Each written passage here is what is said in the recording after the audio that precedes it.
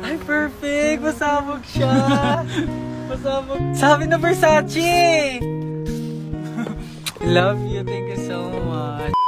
Happy Valentine's Day everyone! So, kakatapos ko lang mag-aral ngayon. And ayun guys, susurpresahan natin si Honey Bunch. Ayun guys, binilan ko siya ng cake. Tapos ito special gift to. Tapos ito flowers. Tapos sa likod nitong car, ayun may balon doon. May mga balloons doon sa likod. Tapos doon ko gagawin yung surprise ko mamaya. And hinihintay ko siya ngayon. Ang tagal-tagal niya pumunta dito. And also guys, later magdi-date kami. Magdi-dinner kami somewhere around BGC. And ayun guys, kayo, kamusta naman yung Valentine's Day niyo? Special tong Valentine's sa akin kasi last year ang dami naming na-achieve. And then 3 years na kaming magjowa ni Honey Bunch. So kaka 3 years lang namin noong January 12. So marami na kaming achievements and this is just a celebration of that. And more celebrations to come. So susulatan ko rin pala siya ng letter. Ayan, para sweet tayo. Ayan, para ma-feel niya talaga na mahal ko siya. Ayan. Wala pala akong papel guys. Envelope lang to, tapos dito na lang ako sa likod magsusulat. Pwede naman yun, di ba? Hindi talaga ako ma-letter na tao, pero today is a special day. Kaya bibigyan natin si Honey Bunch ng letter. Sana na-touch ka. So tapos na ako. 1, 2, 3. Siya lang pwede magbasa neto. Guys, may problema ako kasi ang hangin dito. Pag binuksan ko tong likod ng kotse ko, lilipad lahat ng balon sa daan. So di ko alam kung paano mangyayari niyan mamaya. Guys, nandito na siya. Happy Valentine's Day! Uy, ang ganda nito. Happy Go Valentine's Day. Thank you so much. Sunflower. Let's go outside.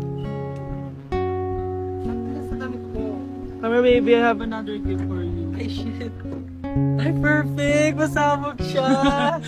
Pasabog siya. Huwag mo na bubuksan mamaya na yan. Ito yung snack mo. Ito yung snack mo mamaya. Happy Valentine's. Let's make a pic.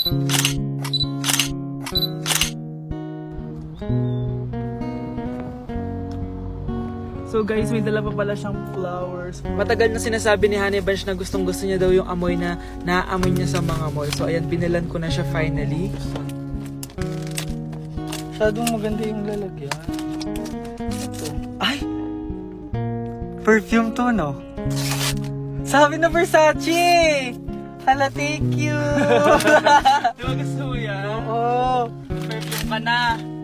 Pakita Bawal ko humingi sa Pakita mo. Hindi ko pwedeng humingi sa akin. Love you, thank you so much. Super pasabog siya. This year siya pasabog. Last year wala siyang pasabog. Pero okay lang. May pasabog siya this year. I love Let's eat you. na ba muna here? Go lang. A letter for you. Pero Babasahin natin siya para mag-recharge sa sarili. no! Basta ikaw lang for your eyes only. Ano lang, simple message lang for you. So after nun, ayan, kumain na kami dahil nagutom na kami dalawa. Kumain kami sa Japanese restaurant kasi nag-crave daw siya ng Japanese food. So dependent pala dito pag mag-order guys. Nagpabili nga pala siya ng California Maki tsaka yung chicken. Hindi ko alam kung anong tawag doon. Ayan, so sana nag-enjoy ka naman Honey Bunch and I love you so much. More achievements to come and sana di pa tayo mamatay, no? So ayun lang naman guys. Thank you for watching this video. Bye! Pineapple juice na powdered pero high quality para kay crush. Healthy, tasty, at full of benefits. Super habits, super quality. Hindi lang basta juice. This one's packed with benefits.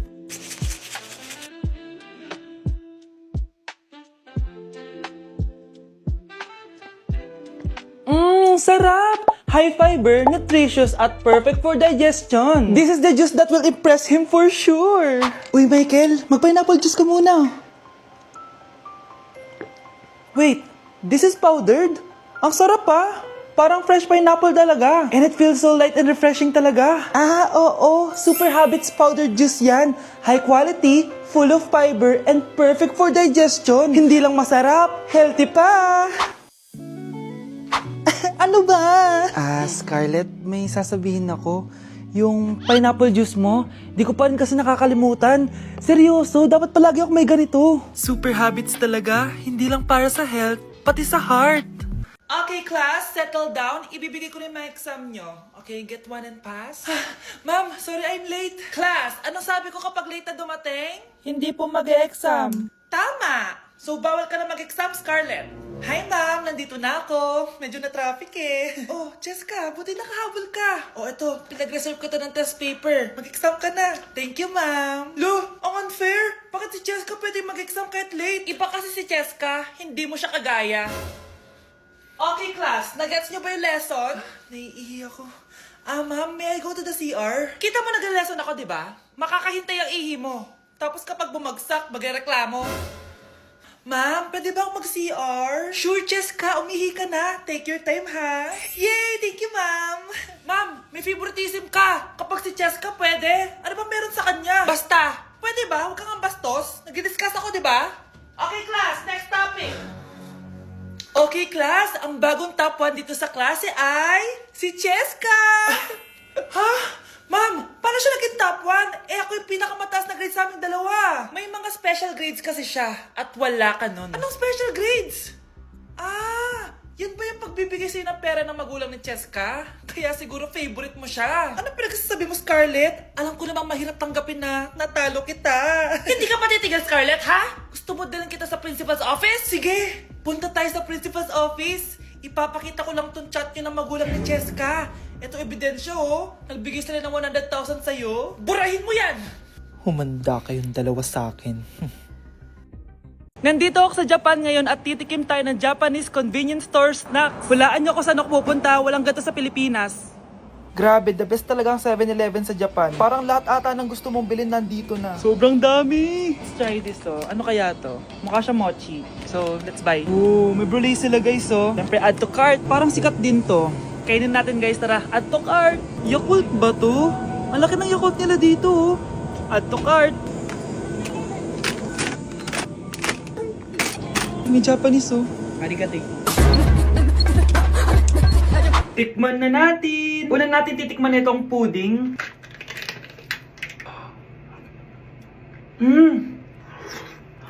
Lasa siyang lotion. Lasang lotion na!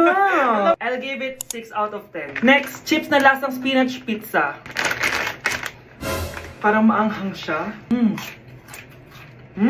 Kalasa nga, guys. Sarap. 7 out of 10 to. Yung kamay. Sa mga drinks naman, so first, ito. Alam niyo yung sa Kmart, yung banana na lalagay ko dyan. Ganun yung lasa niya, pero hindi masyadong matamis. So, 7 out of 10. Favorite. Next, ito guys, super cute na ito, kaya kinuha ko. So, parang siyang mochi. Pero di ko alam kung ito, wala kasi siyang English subtitle. Ang cute niya! Tapos amoy sabon. Alam mo yung Kojic, ganun. Ganun yung amoy niya. So, ito yung itsura niya. Candy ata to eh.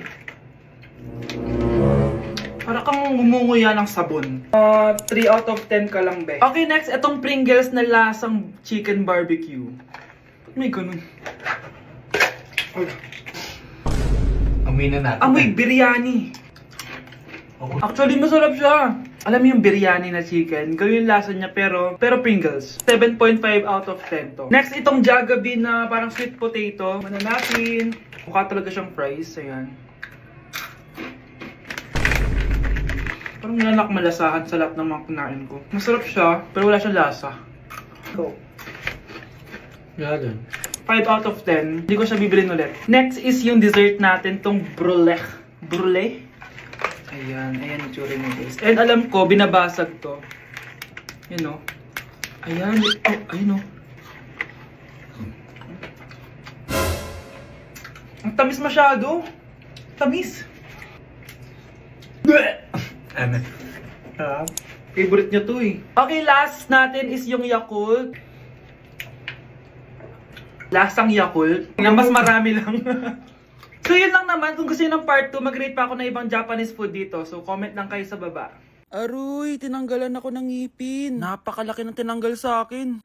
Hello guys! Kung napapansin nyo, naka-brace na naman ako. Ilang araw din ako di makakain na maayos dahil sobrang sakit niya guys. So bakit nga ba ako nagpa-brace ulit? Fun fact lang guys, 6 years na ako naka-brace before. Pero di pa rin na-address yung issue sa ngipin ko. Kung makikita nyo sa picture guys, medyo palabas or flared yung ngipin ko. Kaya naman nag-decide na ako na magpa-brace ulit. Sabi din ng dentist ko, kailangan daw tanggalin yung 4 na premolars ko para daw pumasok yung mga ngipin ko. Kaya ngayong araw, tatanggalin yung mga premolars ko. Bago pala ako pumunta ng dentist, kumain na muna ako kasi alam ko di ako makakain mamaya. Buti na lang talaga masarap ang ulam at nakakain talaga ako na madami. Medyo kinakabahan nga ako kasi ngayon na lang ulit ako mabubunutan ng ngipin. Yung last bunot ko ata nung bata pa ako. Dahil tulog pa si Honey Bunch, di ko na siya gigisingin. Ako na lang mag-isa pupunta sa dentist. Good luck na lang talaga sa akin mamaya. So ayan, kinakausap na ako ni Doc. Sabi niya wala daw ako mararamdaman na sakit kasi may anesthesia naman daw na ilalagay. Ito pala yung x-ray ng mga ngipin ko. So yung may black dot dyan, yun yung mga tatanggalin. Kung makikita nyo din, impacted din yung wisdom tooth ko. So ipapatanggal ko din yan soon. Eto na guys, last look na buo ang ngipin ko. Kasi mamaya bungal na ako. Ayan guys, nilalagay na ni Doc yung naming cream para kapag in-inject na ako ng anesthesia, wala na ako maramdaman. Dito sa part na to, di ko na ma-feel yung bunganga ko. At thank you Lord talaga, hindi siya masakit. Parang hinihila lang yung ngipin mo ganun. Charan! Tapos na, medyo nahirapan si Doc ha. Paano di mahihirapan? Sobrang laki ng kinukuha. Rate ko yung pain niya, siguro 3 out of 10 lang. Pero alam ko mamaya pa to sasakit pag wala na yung anesthesia. Sabi ko din kay Doc kung pwede ko bang itago yung ngipin ko, ilalagay ko lang sa ilalim ng unan. Eto na guys, ang itsura ng ngipin ko ngayon. Bungal ira na. Dalawa lang pala muna binunot ni Doc kasi next week daw yung dalawa pa. So yun lang naman guys, bye!